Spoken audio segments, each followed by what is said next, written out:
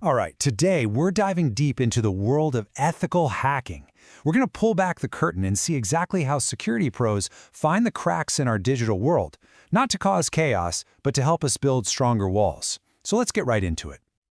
You know, the digital services we all rely on every day, think transportation, healthcare, they're not always as locked down as we'd hope.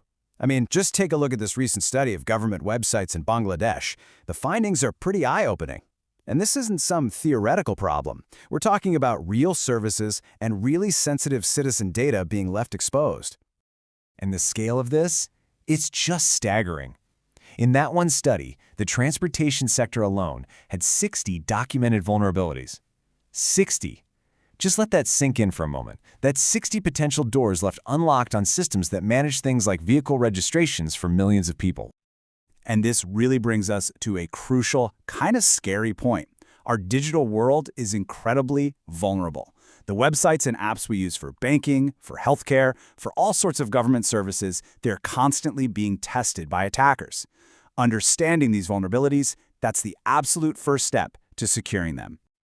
So, what are the most common weak spots? Well, what's fascinating here is that security misconfiguration is number one. Honestly, this is like leaving the back door of your house unlocked just because you forgot to change the default password on the lock. Next up is sensitive data exposure, which can be something as simple as not encrypting data correctly. And using components with known vulnerabilities?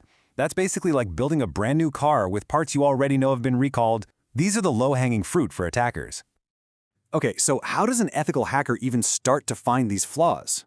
Well, it all begins with something called reconnaissance. This is the information gathering phase.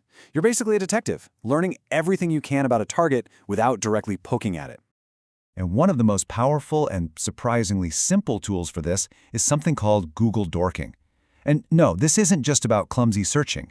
It's a way of using Google's own advanced search commands to find stuff that's not supposed to be public. Things like hidden files, secret login pages, or exposed bits of sensitive information. And this table shows you exactly how it works. It's brilliant. For example, if you combine file type PDF with site somecompany.com, you might just stumble upon sensitive internal reports. Or if you search for in-URL login, you could discover hidden administrator portals. It's an unbelievably effective way to map out a target's digital footprint before you do anything else.